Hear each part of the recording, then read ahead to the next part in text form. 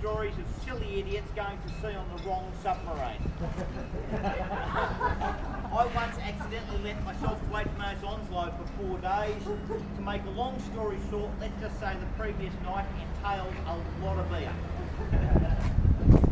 Now have a look up the top there, you see this big dome or bowl, same as on the ovens. If you come around this side, there's a yellow thingy sitting inside of it. That big yellow thing is a listening device. When I say listening, I mean very literally for listening to sound underwater.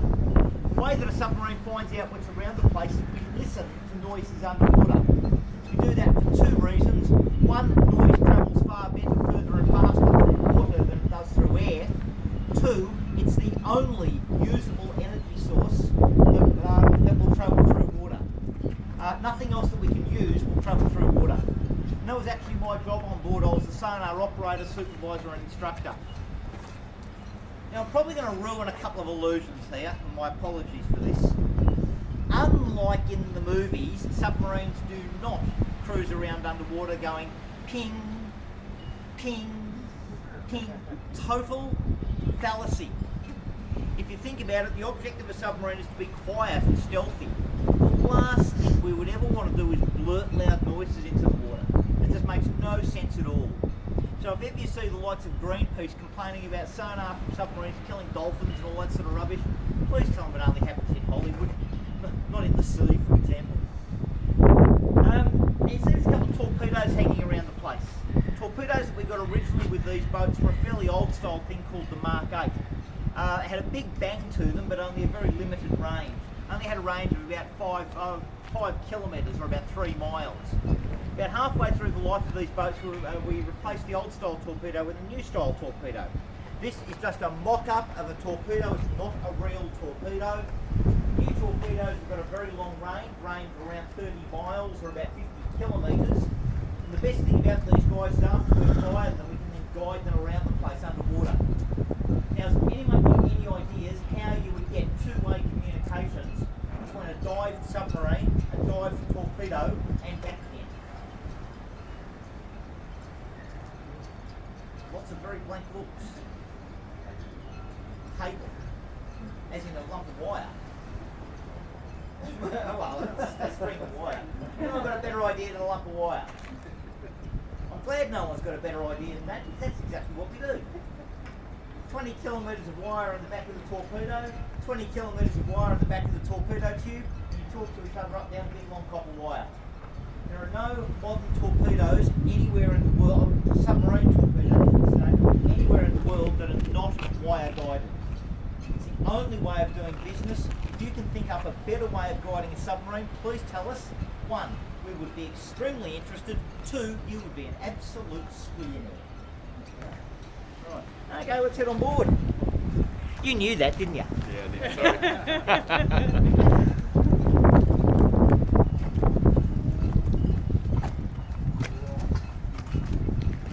Okay, if you can make your way all the way across to the other side. So where's the wire coming out? No, there's on a real torpedo, there's a tube outside. Righty, Yeah. It's a tube that's like on a real torpedo, remembering that's just a mock-up shape.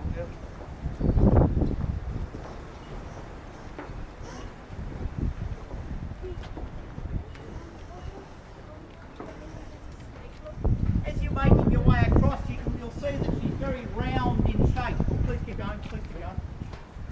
Now, round is perfect for keeping the water and the pressure out. Unfortunately, it means they roll like a pig in mud on the surface. And I will be the very first person to tell you I've been very seasick on one of these things at sea. Very seasick. The new submarines travel everywhere dived, which is far more gentlemanly.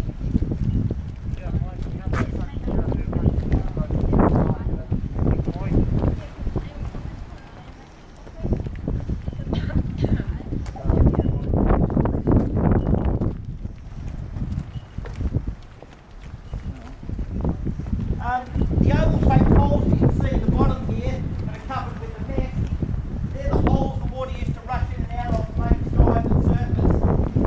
The only reason they're now covered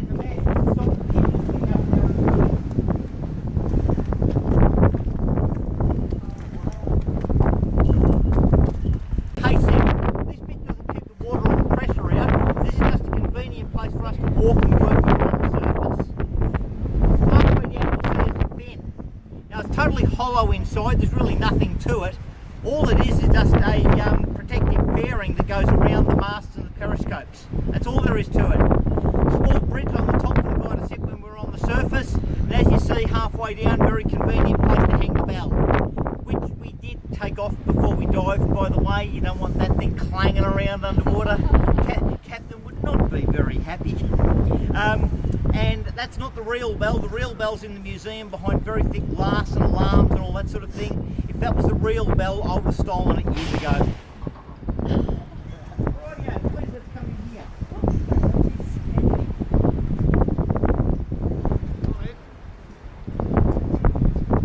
You grab Colin. You just hold up. Colin? Oh no, there's someone who's got a previous to it, who's got a leave. So that's Mikey's. He's the boss man. Yeah, please come on in. No worries, he's a fairly harmless boss man. Mike, do you want to jump down? Well, somebody's supposed to be coming, wanting to come off.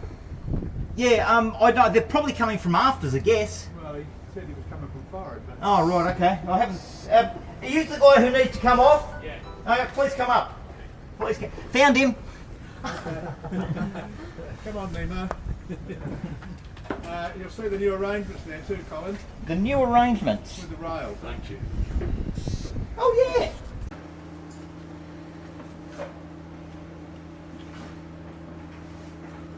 Step back. Yeah, that's interesting. Yeah.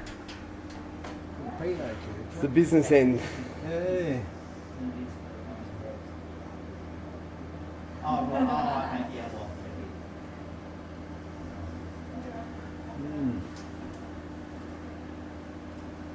Step back.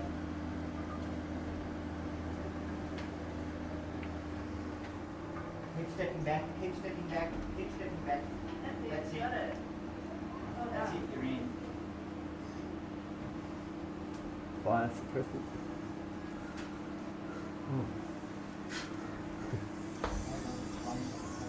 Yeah, they just keep hanging. Hello. Yeah. Slightly tricky though. I'm in a submarine. That last bit, Yeah. yeah, just as you're going through that second step. Yeah. Just go on Right. a tour for a submarine. Yeah, we're just coming down inside of here. Oh, well done, Amelia. Yeah. Quite interesting. Oh yeah, that sounds like fun. So you're heading out for the party or whatever? Very good. Okay. It's breakfast. Now, where we are at the moment is the torpedo compartment. The way we'd load the torpedoes is we'd load big metal rails about where those handrails are, and they would come all the way down to about here.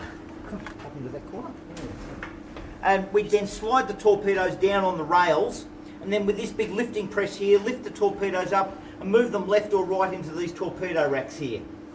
Now we could, in theory, fit 18 torpedoes down here, another 6 up the torpedo tubes for a total of 24 on board. Believe me, if there was 24 torpedoes on here, this place would be uber crowded indeed. Very crowded, even though it's quite crowded at the moment. Now there's actually 6 torpedoes in here right now. There's a blue one underneath me there. Next to that there's 2 silver ones. Up here there's 2 blue ones. And there's a silver one halfway in the torpedo tube just there. And they're real torpedoes, absolutely 100% real. They've just got no fuel, no explosives in them, so don't worry, they're quite safe indeed. Before I forget, one of the very few concessions to reality on this boat is this safety rail. Apart from this and a few other safety items throughout the boat, this is as real as it gets. It's a bit dirty, it doesn't smell too good, a bit of hydraulic oil flooding around the place. This is what a submarine was like at sea. Very real indeed. Onslow over at the National Maritime Museum over in Sydney, they keep her polished and pristine and sparkling. And every time I look at her, I always think, that's not how a submarine was like. This is very real. What do the actual torpedoes run on? What The old torpedoes would run on diesel. Yeah, quite simply diesel, and they had an air flask to burn. The new torpedoes run on a fuel called auto fuel, which is a monopropellant, which means it needs a week to start it, but after that it produces its own oxygen, and it's self-burning. So that's a far better way of burning fuel, is a monopropellant. Now, the way we'd load the torpedoes is easy enough for the bottom two tubes. Big hydraulic rams would push the torpedoes up into the tubes. As you can see from this guy that's halfway in on the left-hand side there, big block and tackle sitting on top of it. The middle two tubes and top two tubes were loaded the same way as in World War II. Whole heap of big guys pushing, pulling, shoving, manhandling 2.5 tonnes of torpedo up into the torpedo tube. We used to say the weapons guys are not very smart, but they can lift heavy weights. They can't spell a ton, but they can lift it. Or my absolute favourite, weapons guys, grandma still had a tail. There's a friendly rivalry between Sonar and weapons. It's just as hot and strong today as it ever was. Woe betide if that ever goes. That'd be a travesty. Now, a modern torpedo doesn't hit the side of a ship like it did in World War II. You've probably seen the videos of World War II torpedoes where it smacks into the side of a ship, big gusher of bubbles and explosion goes leaping up the side, looks really spectacular, but about 80% of that explosion is entirely wasted. Modern torpedo, what it does is detonate underneath the target. Now, I apologise now for anyone who's an explosives engineer for this gross oversimplification, by the way. That was an old ship called the Torrens. She was sunk in 2002 by one of our modern submarines, the Farncombe, firing a wire-guided torpedo. Torpedo that sank Torrens detonated about 15 metres underneath it. Now, the first part of the explosion is the shock wave. In water, that goes through almost instantaneously, and what it does, it leaps up and jerks the middle of the ship out of the water. After it's gone through, which is almost instantly, it creates a vacuum underneath the middle of the ship. So what's happening there is the middle of the ship is being drawn back down into the vacuum. Second part of the explosion is the blast, a big pulsing bubble of hot gas. That then leaps up. So that means that within about half a second, the ship's been lifted, sucked back down and lifted again. And what it's trying to do is snap the whole thing in half. That photo there, where she's completely snapped in half, was taken about 2 minutes after the hit. A pretty effective shot indeed, cleaved her in half. This bit bobbed around for a couple of minutes and then sank. This bit, and the guys that built it were so proud of this bit stayed afloat for nearly 4 hours. Now the guys that built it were walking around like the cock of the walk, going, can bust our ships in half and I'll still keep floating.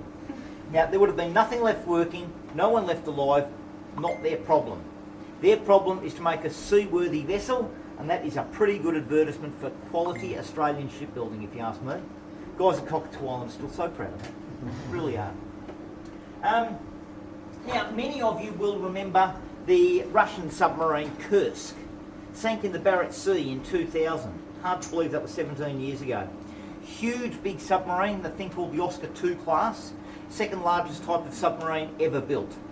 To make a long story short, they were loading a torpedo in the equivalent of this compartment when the torpedo exploded. That caused a fire in the equivalent of this compartment. 2 minutes later, all the rest of the torpedoes cooked off and exploded, and that's what sank her. 23 guys survived in the rear compartment for somewhere between 2 and 5 days. We'll never know how long. They all eventually died. Died because of 1, woefully poor quality Russian rescue systems, 2, even worse, Russian politics. It was simply not politically correct to get them rescued. Dead men tell no tales. They eventually allowed the Swedish divers in after 8 days. They got more done in 3 hours and the Russians got done in 8 days, but it was too little too late, they were all dead. If the Russians had had a good rescue system, they could have been rescued. They were not in deep water. Number 1, don't sink in the first place. If we do though, the best way of getting out is for another submarine to come and get us out. And that's Australia's rescue submarine. About 10 or 12 of these around the world, they all work the exact same way. This bit here has got some long technical name, no one ever uses it. Universally known as the sucker. And what they do is they come and rest the sucker on top of the rescue hatch of the submarine. These boats have 2 rescue hatches. There's one there and there's another one right down the very back of the boat. Plonk the sucker on top of the hatch, pump the water out of here. That creates a vacuum that draws the rescue submarine down onto the sunken sub. We then open the lower lid of this hatch, open the upper lid, climb up into here 15 to 20 at a time, depending on how fat you are, get taken up to the surface. Gentleman's way of getting out of a sunken submarine, you don't even have to get your feet wet. So it's very gentlemanly. Can anyone think of the problem though with that type of system? Takes time. What exactly takes time? Oh, going up and down and... No, not up and down, no, very quick indeed. Yeah. Alright, you're sort of barking up the right tree though. That's a 30-ton submarine. It takes time to get it to the crash site in the first place. That's the time that it takes. Once it's there, it can go up and down really quickly. But hard part's getting it there. If a boat was to sink in Coburn Sound, yeah, we'd have it there in half an hour. If though a submarine was sunk 300 miles the other side of Auckland, it's going to be a logistical nightmare to get that there on time. That's the problem with that, is getting it there. That's plan A. Big orange suit there is plan B. There is exactly no better fun in God's universe than plan B. Brilliant. People pay $150 over at the Wet and Wild Water Park on the Gold Coast to do what they paid us to do. God, it's fun.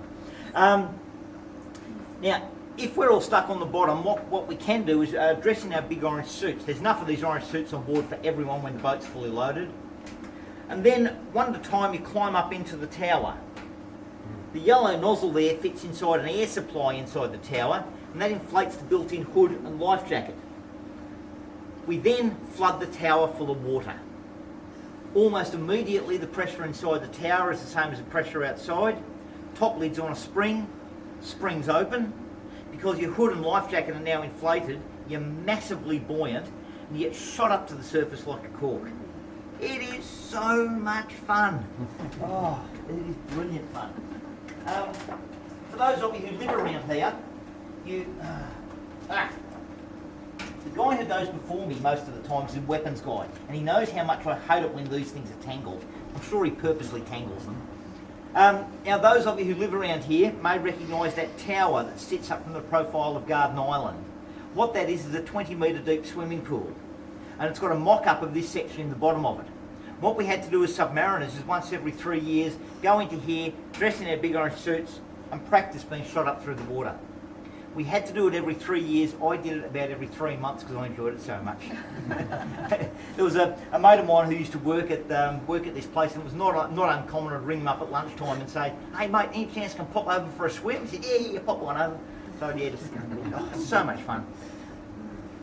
Can anyone though think of the problem associated with that type of system? If you dig, you'd be in trouble, wouldn't you? Well, that can be used totally safely down to 300 metres. Oh, right, yeah. Yeah. What about the bends or anything? You don't get that? Zero chance of getting the bends. You're only under pressure for such a short period of time. Your body doesn't absorb nitrogen that rapidly. Even if you're down at 300 metres, you pressurise from surface to 300 metres in only a few seconds. It'll break your eardrums. Who cares? They grow back in a week. It's zero price to pay for getting out totally safely. So no chance of getting the bends. Problem with that? It rolls over, I suppose, doesn't it? Again, if the boat's on its side, you can still use the system. You just got to crawl out of the tower. And if it's too far over, if you've survived the sinking of the submarine and you're actually upside down and you can't get out, you need to face the fact that God doesn't like you. You just need to resign yourself to that fact. No, the problem with that system is it's slow. 4 to 5 minutes per person to go up through the tower. Good as gold if you've got the time. If you haven't got the time, we revert to plan C. I did this for 28 years. I think plan C is still an absolute total crock of rubbish. I have no faith in this system. If we all need to get out immediately, we come running into this compartment. As soon as people stop coming through that door, you shut it and lock it. Anyone on the other side of the door, I hope that God liked them. That's who they're meeting next. straight away we start rigging these breathing units on all these connections here. A couple of you taller guys, you've probably found a couple with your head, have you? yeah. Now, what we do is we straight away, we breathe on these because we start flooding this entire compartment with water. Whatever's made us sink has highly probably made the air foul. Foul air under pressure is deadly. So one breath of this air and you're dead.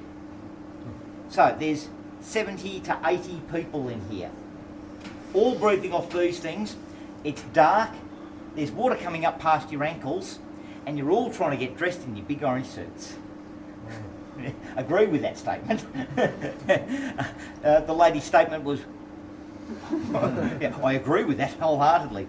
Yeah, so you're trying not to get your leg down this guy's suit, you're trying not to give this guy a bear hug, all breathing off this thing. Eventually the pressure in here will be the same as the pressure outside. Top lid's on the spring, spring's open.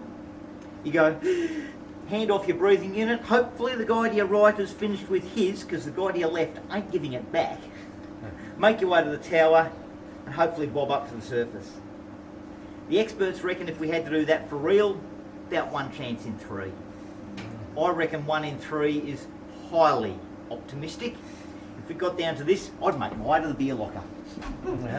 I have no faith in that system at all. It's a load of crap, actually.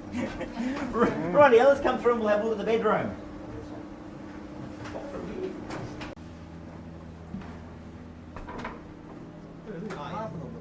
Oh yeah. They change the photos on this desk quite frequently. That's my favourite.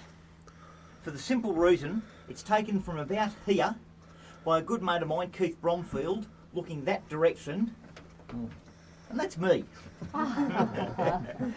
He posted this photo on Facebook probably about 3 or 4 years ago, and straight away I knew it must have been me, because still to this day I lace my fingers when I'm resting. And as soon as I saw that, I thought, well, that's me. So, yeah, that's really me. Now, where we are now is the forward mess. This is where 18 people used to live, eat and sleep. So this is the bedroom, the lounge room, the games room, the dining room, you name it.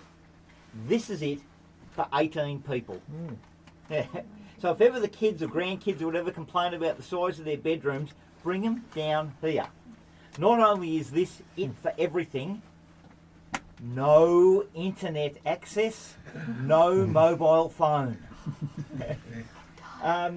Internet uses Wi-Fi, Wi-Fi is radio, radio waves don't travel through water. Quite simply, the basic physics is that there is no submarine in the world that has internet access or mobile phone access, not unless you're on the surface, whereupon you're no longer a submarine. Now, to put it in perspective as to how much room there is, I'm normal size. I'm not as tall as either of you two guys, but if I stand here, my foot is next to the bottom bunk, my knee is next to the middle bunk, and my hip is next to the top bunk. That's just an average size guy just standing here. Now, far better the bottom bunks than the top or the middle. If you have a look here, the round of the pressure hole takes half your room away. So to a lesser extent the middle, but the premium, in my opinion, were always the bottom bunks. And I had that bunk down there for a very long time, as evidenced by that photo. And that, I think, was the best bunk in the mess. Quite simply, you got a lot of room. It's about the same size as a coffin.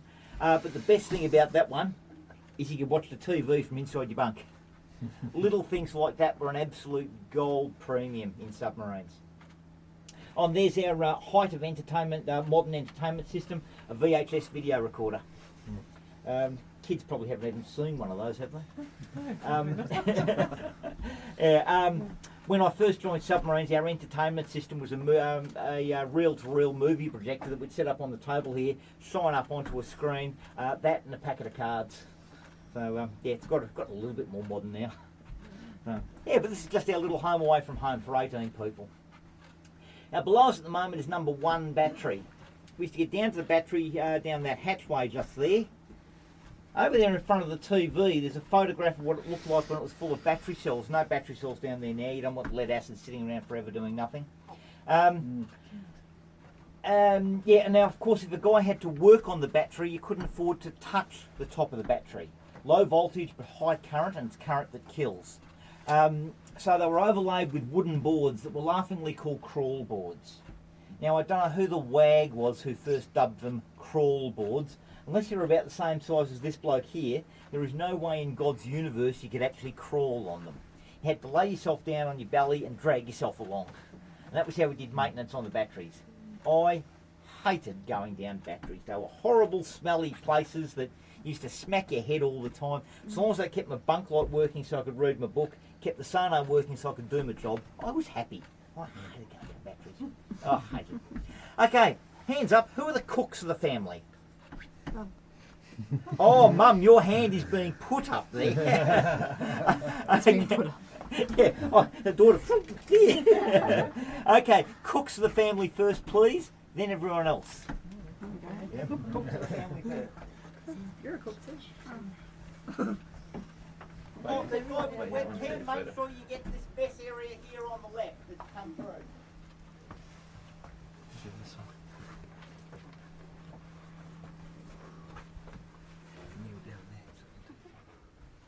Cook of the family? Here you go. In you go. Oh, I'm very sick. Cook of the family? In you go. Mum. Now, mate, if you can just slot yourself into there.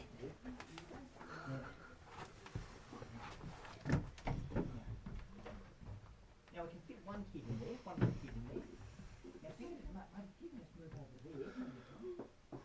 I don't think this man bites. Yeah, okay. Does he bite, does he?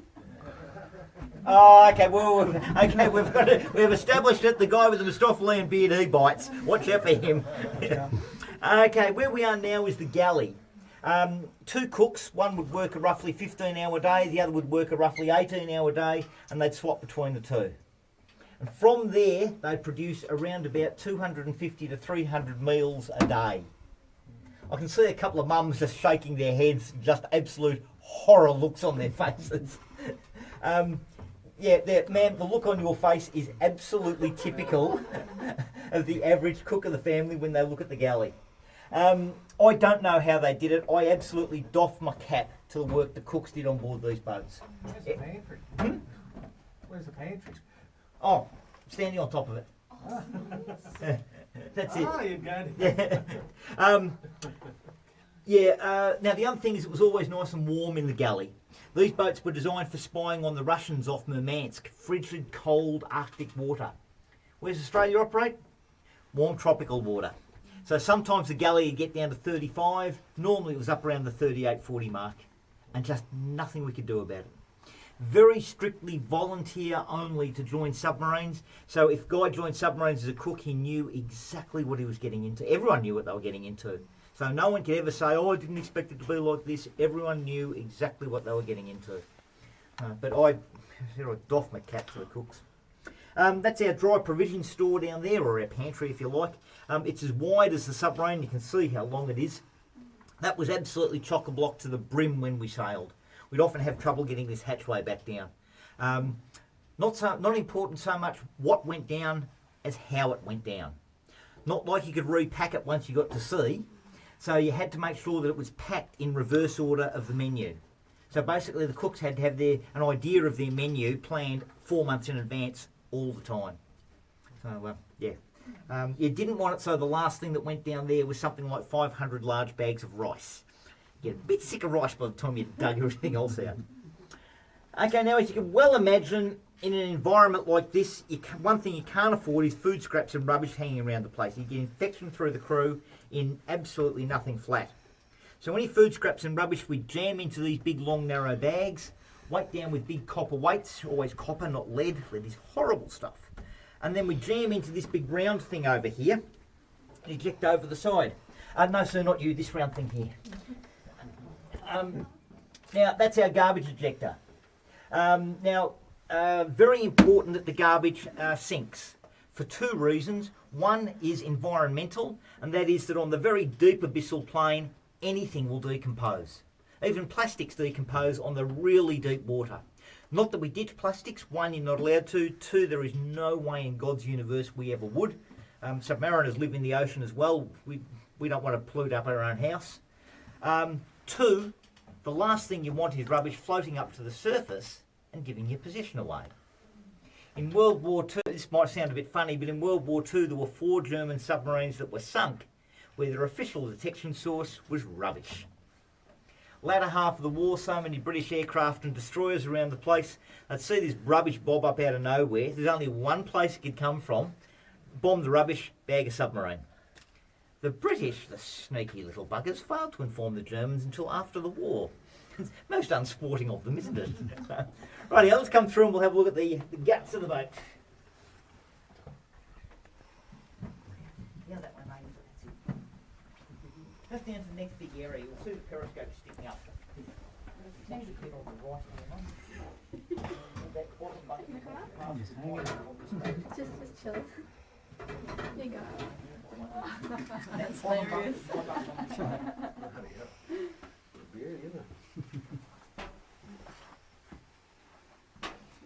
That bottom bunk was my bunk on this boat. Isn't that amazing?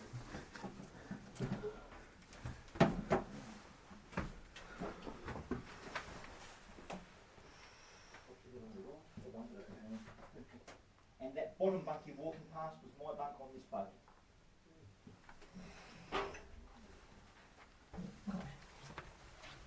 Watch your head on the right here, mate. And most important part of the tour, that bottom bunk you're walking past was my bunk on this boat.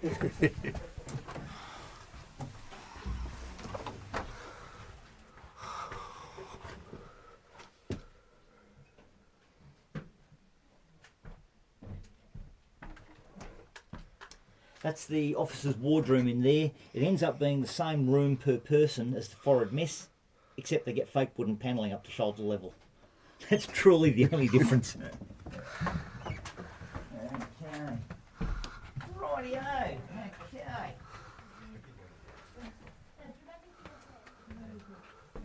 Rightio. Where we are now is the control room. This is where the boat was run from, both dived and surfaced, and this is where I used to work most of my time. Now, one of the very few things that the submarine movies usually get correct is, believe it or not, the shape of this periscope. This is the one you see in the movies. That's what it's like at the top. Very narrow, hard to see out of, but almost impossible for anyone else to see as well. And what we do is we'd stick it up only about yay far out of the water for only a couple of seconds at a time. Chances of anyone seeing that are pretty much zero. Next periscope back is that one just there. That's what it's like at the top. Much broader, easier to see through, but easier to be seen as well. Then back, next back is a radar, electronic warfare. Electronic warfare is for us snooping on other people's communications and radar. We do a lot of snooping in submarines. Snorkel, which I'll talk about a little later. A radio communications mast and a diesel exhaust mast. Now the fin is a protective fairing that goes around all of those masts and periscopes. And we're directly underneath the front of the fin right now. In fact, that hatchway just there goes directly up the front of the fin to the bridge. Now a submarine doesn't normally cruise around with all those masts and periscopes stuck up in the air like that. I can assure you that's very much a public relations shot only.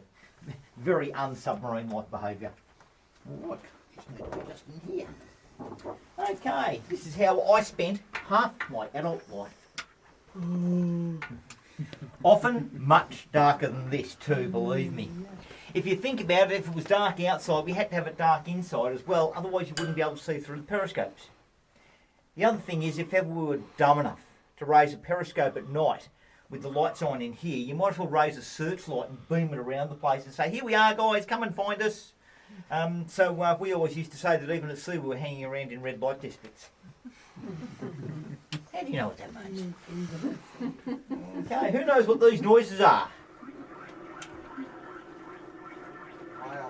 No, way too rhythmic for a whale. Propeller. From what? Yourself. Oh God, no. Oh. No, one of these wouldn't sound like that. Say, Russian whiskey class submarine. Russian whiskey Spot on, yeah, that was a clunky old Russian submarine. Very clunky. This is a noise you never want to hear from a submarine, ever.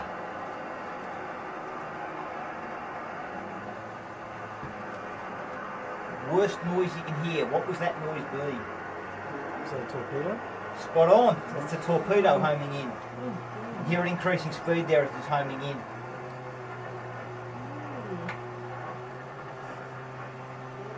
So you'd be able to hear that if you were Oh, you'd hear it on sonar. Oh, Yeah. About now, you'd have enough time in wartime to go, oh, bugger. That'd be all over Red Rover.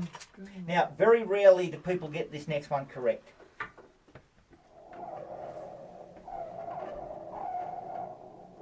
That's Wales. Very close, close to Wales. Very close. Seahorse. No, closer with dolphin. Dugong. Closer with dolphin. Shark. Closer with dolphin. It's called porpoises. Yeah, it's porpoises. Yeah. And this last one we're listening to the bum bum bum bum bum. Sounds like gunfire, but it's not. That's dolphin squeaking in the background.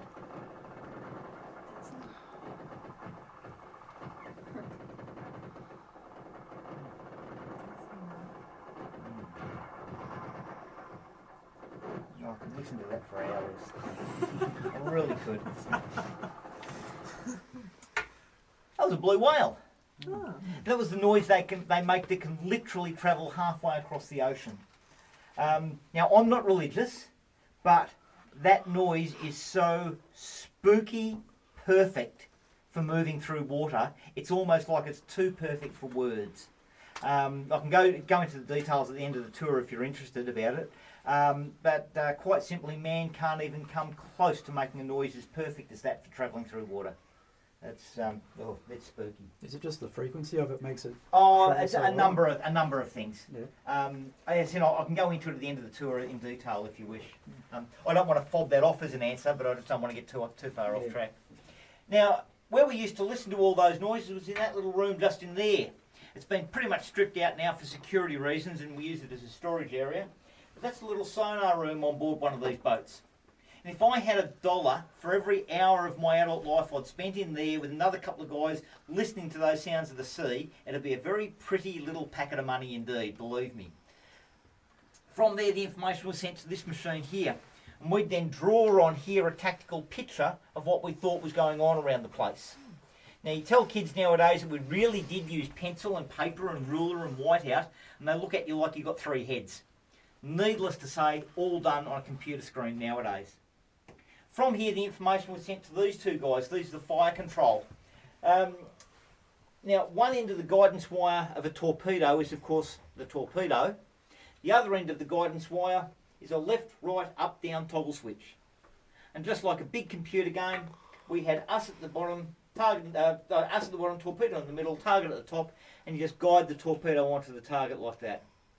9 times out of 10, the torpedo is smart enough to find its own target, and you just watch it do its thing. But occasionally we'd give it a bit of a nudge, left, right, up or down, just to guide it onto the target. Still done that exact same way to this day, except of course on a far more modern computer than that. Does anyone remember what a 386 was? Do you remember a 386? Yeah, first thing to run Windows. That's 2 generations before a 386. So, very old, even older than me. Now, if I can just pop into there, please, thank you indeed. Right. This here is where we would drive the boat from. Driving these boats is really simple. It's just like a very slow aeroplane. Push that column forwards, we point down. Pull the column back, we point up, and you steer left and right. All this guy needed to see was a compass repeat to see which way we were headed, and a depth gauge to see how deep we were. And that's all you had to do was just keep the boat on course and on depth. And that's a job that I used to do quite a fair bit of indeed. Now everyone on board had their core job, in my case it was sonar, but everyone also had 1,001 ancillary jobs as well, and that was one of my main ancillary jobs.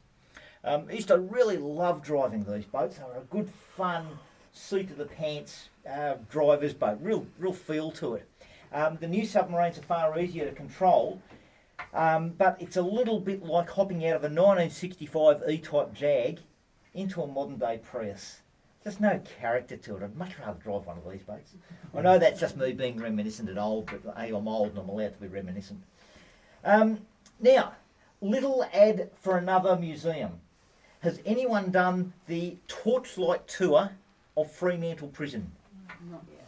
Oh, I cannot too strongly recommend the Torchlight tour of Freo Prison. It's the best tour going in the whole of Fremantle, it really is. It's done at night, of course, and you get these rotten, crappy little torches, half of which don't work, the other half of which break down halfway through the tour, I'm sure by design. And you're walking through this rotten, spooky old prison. It's like something out of a horror movie. Next thing you know, they're dropping dead bodies down on top of you, and there are ghosts leaping out of the prison cells.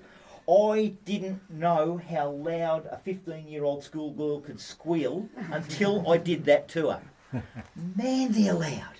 Particularly when she happens to be about that far from your right ear. But brilliant tour. The first time I did it, I ended up with bruises up and down my arm because my wife kept on going, "Ah!" latching on to it and saying, "Let go, darling, let go, darling." It made, if you do it, fair dinkum, where are your defenders? She'll squeal so loud. I won't scrap heels once. Oh, okay. Whoa! Why do I say domesticated here? But I can't recommend it too strongly. Now, Freo Prison was shut down in 1992, I think it was, for humanitarian reasons. The cells were deemed to be too small for human habitation. By the way, this is going somewhere, by the way. Now, with that in mind, let's have a look at the captain's cabin. On the left.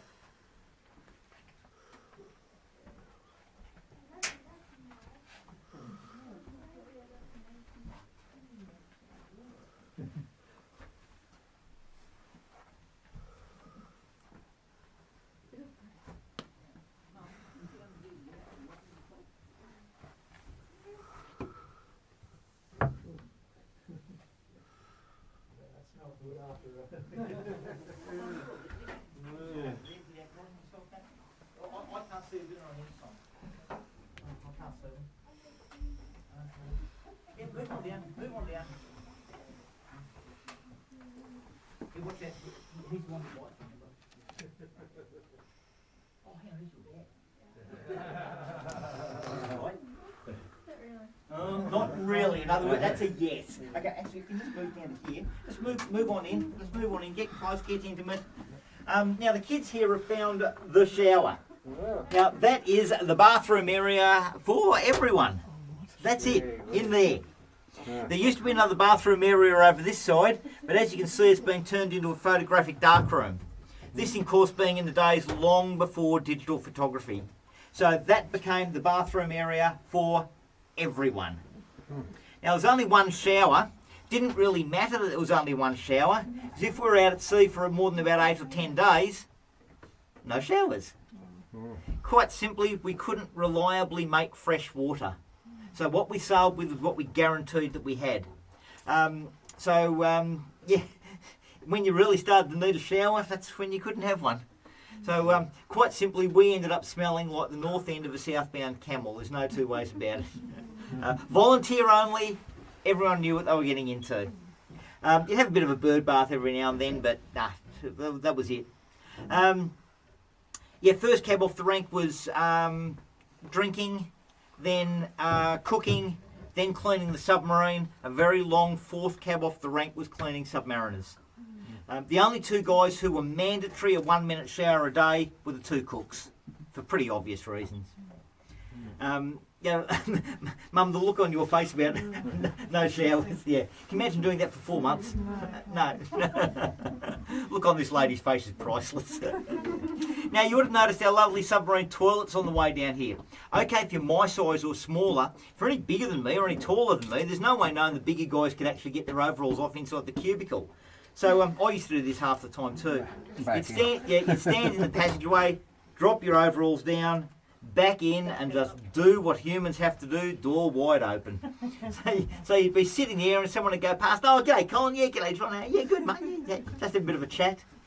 It's just all part of the rich tapestry of submarine life. Very importantly, there's only one deck on these submarines. You're seeing all there is to see. Underneath us in the control room was number 2 battery. Just down that side down there, there's a small pump room. Down that side, just under this guy here, that's our main refrigerator. It's not like there's another deck underneath us or anything like that. There's only one way through the boat. There's only one one hatchway through each bulkhead, so you're seeing all there is to see. Unless someone is a pump room nerd. And I've never yet come across a pump room nerd. You're not a pump room nerd, are you? No. You picked it. No, okay, of course, yeah. Rightio, please come through and have a look at the engine room. No, you're right.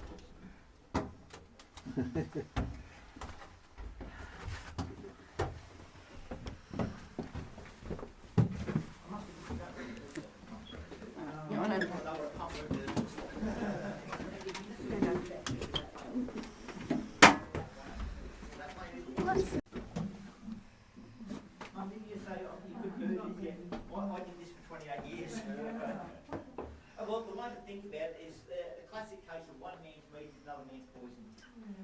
Really good mate of mine drives a bus, Urban Transit Authority bus. He loves it.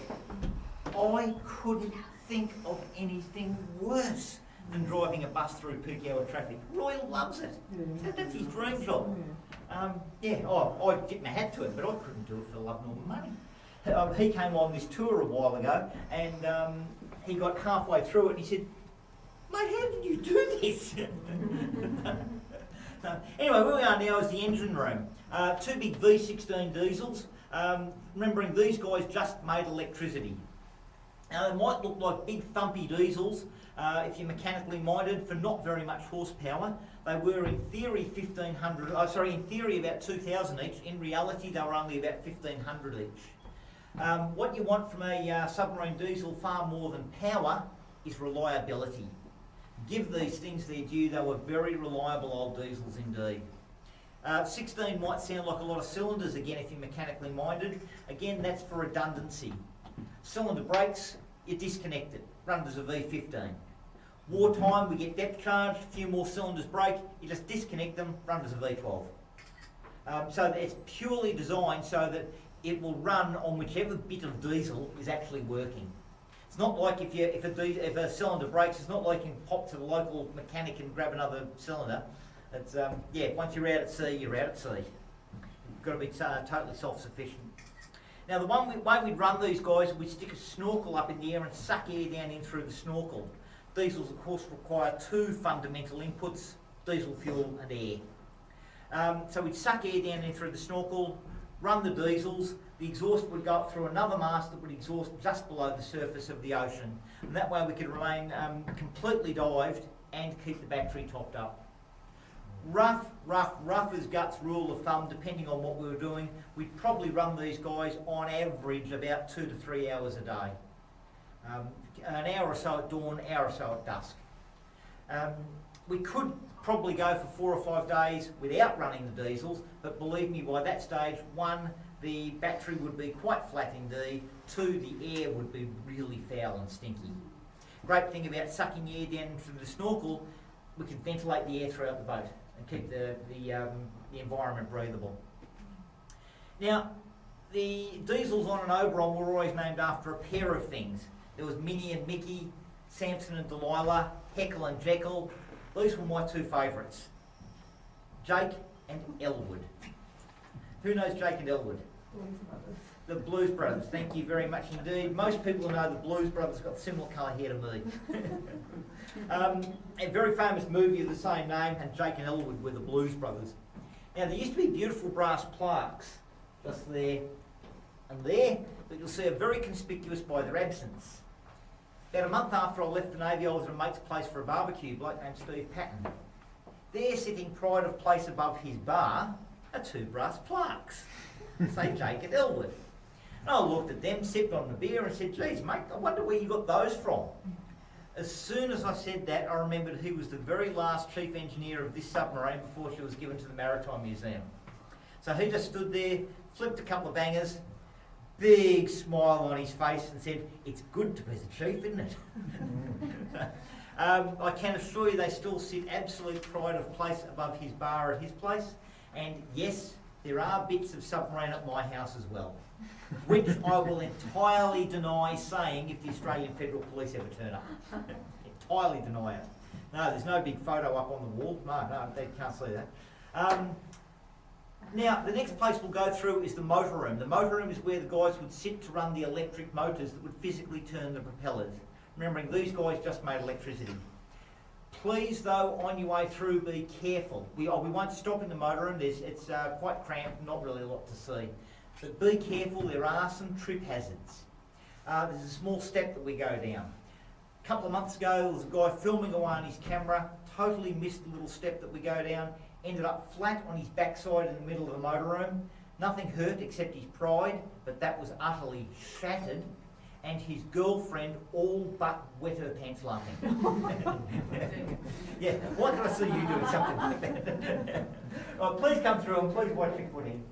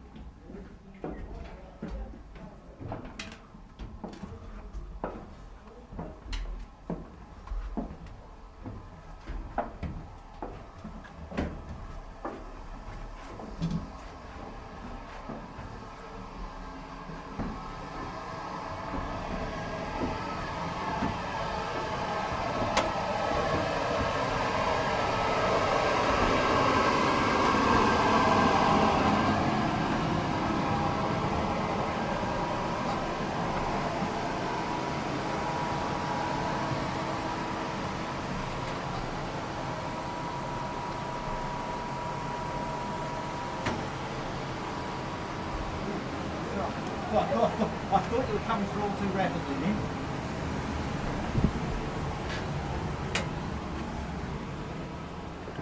Right, number 9. Haven't lost anyone. Woohoo! As I said, the CEO of the museum gets awfully angry when we lose people. Yeah, sorry, I wasn't trying to be politically, people quite often trip coming through that hatch, so that's why I'm always there sort of like braced ready to catch it. I have done that more than once, believe me. Okay, where we are now is the after ends. This is where the engineers and electricians used to live, eat and sleep. 2 parts to the mess. There's the forward part there and the after part back here. There used to be another 6 bunks back here. There was 3 on that side, 3 on that side. They got taken out when the submarine was brought around this side of the country to be given to the Maritime Museum.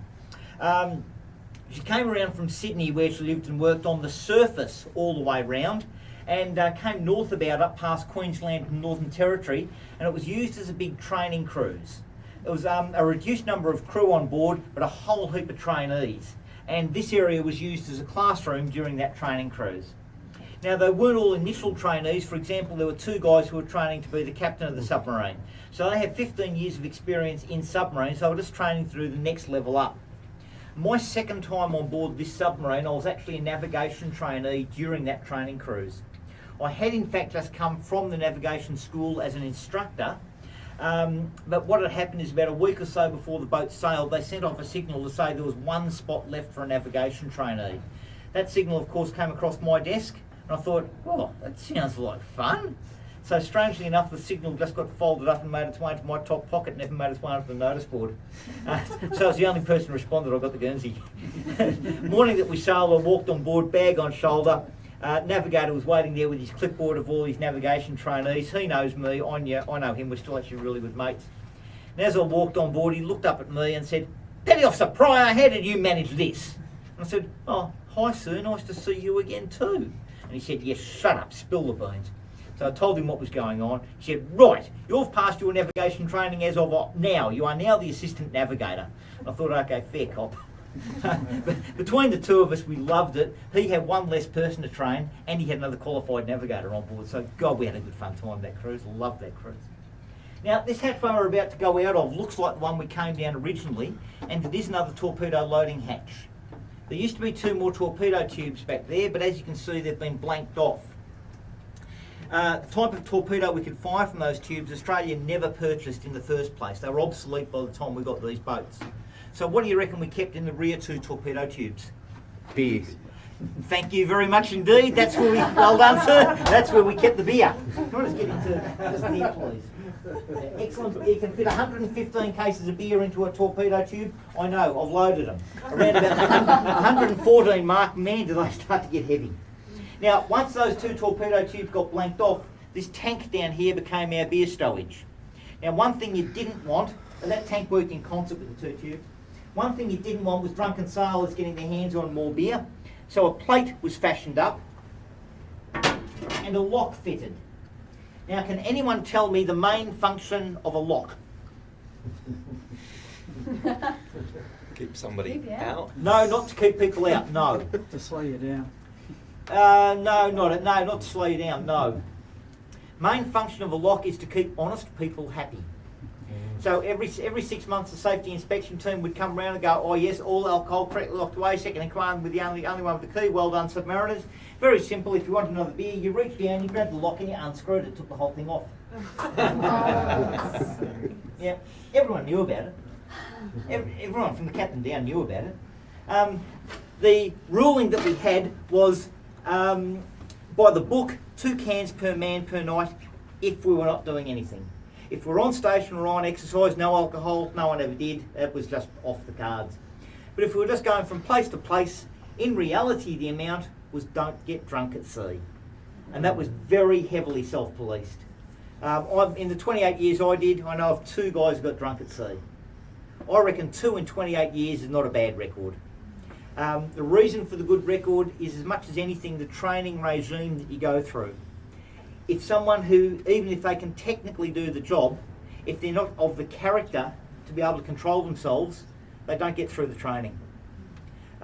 Very high failure rate for those who try to join submarines, for those who get through, about a 70 to 90% failure rate. So big failure rate.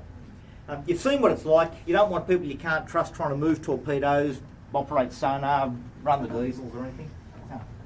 Yeah.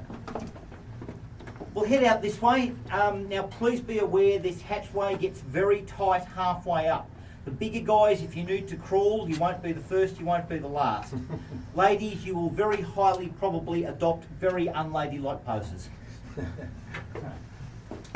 Alrighty, first one. Here's me.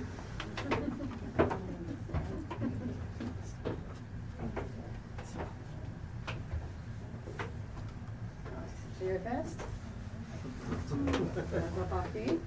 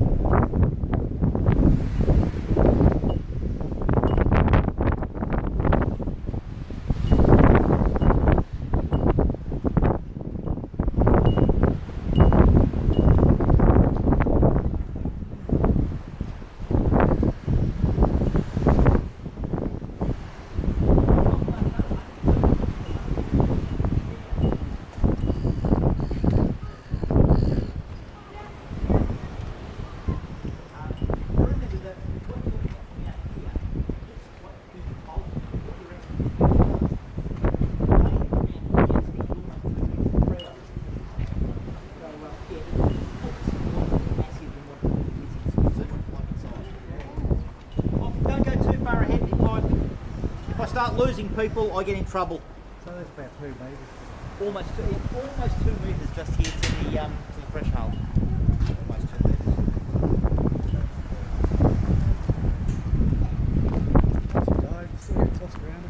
No. No, one of our great sayings, happiness is 500 feet before 12. Yeah, bugger that, hope you're going up there in rough weather. Right, yeah, this slip boat at Hygiene was built in World War II to house American submarines.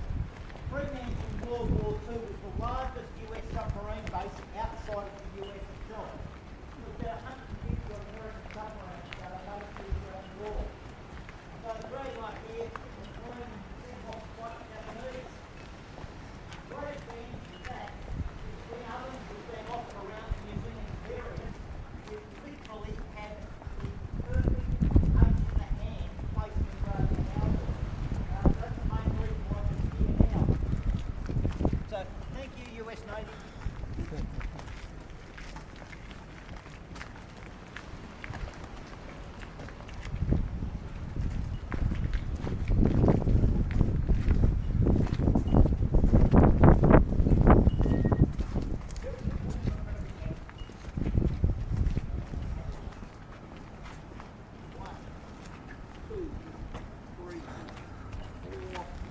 Yeah, sorry, Mum, we can't get it.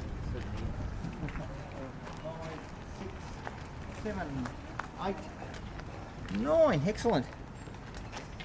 If I may, I have only 2 more things to say. 1, thank you for coming on the tour. Thank you so much. I love doing these tours. I live for doing these tours. I feel flattered that people let me give them a glimpse of what was my life for 28 years. So thank you for letting me do that. Thank you for taking the footage. Thank you for taking photos. One of my great hates is people walking all the way through and carrying their cameras and not taking photos. So thank you for doing that. If you've enjoyed the tour, there are 2 ways to thank me. 1, on the left-hand side of the front desk is a guest book. If you can write something in that, I'd really appreciate it. 1, I'd really like reading the comments. 2, the finance people for the museum really do look at the number of comments in the guest book. The more comments we get, the more finance we get to maintain the boat. She really needs a good coat of paint at the moment. We're hoping to do that later this year. But a small but very real step in keeping her maintained is a comment in that guest book. If you could, I'd really appreciate it. I still want her to be here in 100 years. She was my home for 2.5 years, that one. If you don't want to do that, or if you forget, the website TripAdvisor. If you could give us a write-up in that. Please use me by name, Colin, only 1 L. Please, if you could, I'd really appreciate that as well. The top 3 places in Fremantle are the 3 museums.